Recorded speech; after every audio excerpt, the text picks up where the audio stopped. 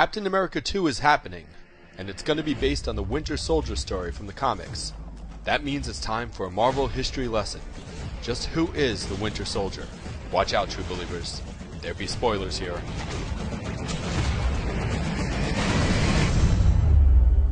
Everyone remembers Cap's partner Bucky, aka James Barnes. 107th, Sergeant James Barnes. In the comics, he was lost in the same explosion that turned Cap into a capsicle. Bucky! And actually, he was one of the only characters to stay dead in the world of comics for many, many years, until Marvel finally brought him back in 2005, as, of course, the Winter Soldier. It was writer Ed Brubaker's acclaimed run on Captain America that showed us that not only had Bucky survived, but he'd also been the guy during the war who did the dirty jobs that Steve Rogers just couldn't handle. So that's why they let a kid fight in the war, huh? Anyway, it turns out that the MIA Bucky was actually recovered by the Russians.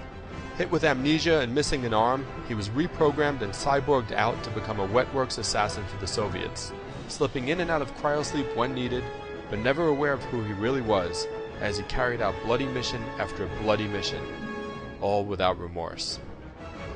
Get this, it turns out he even had a thing with Black Widow during this time, which is pretty awesome.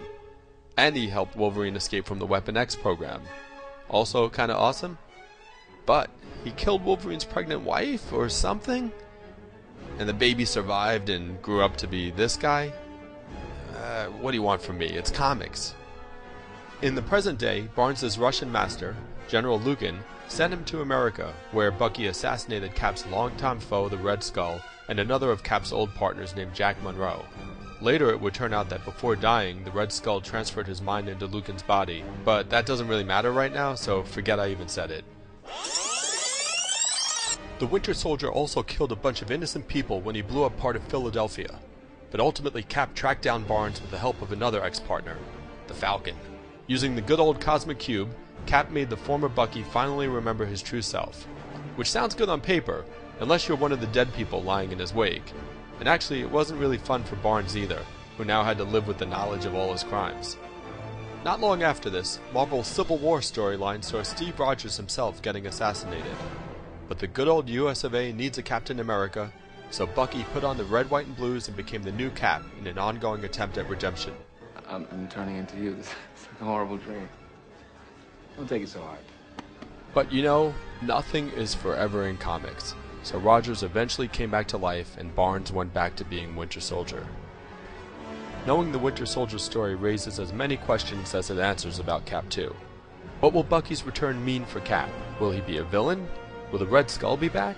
Will Cap die? Will Bucky replace Cap? And here's the biggest question of them all. What does this mean for Avengers 2?